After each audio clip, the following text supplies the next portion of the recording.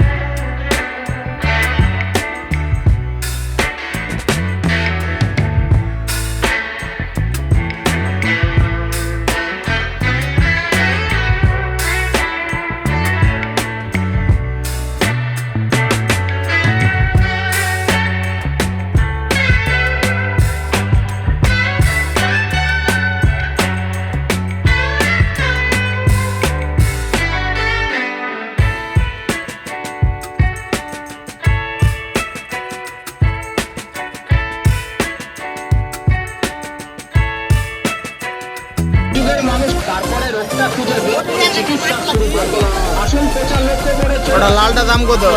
আছে 2000 টাকা।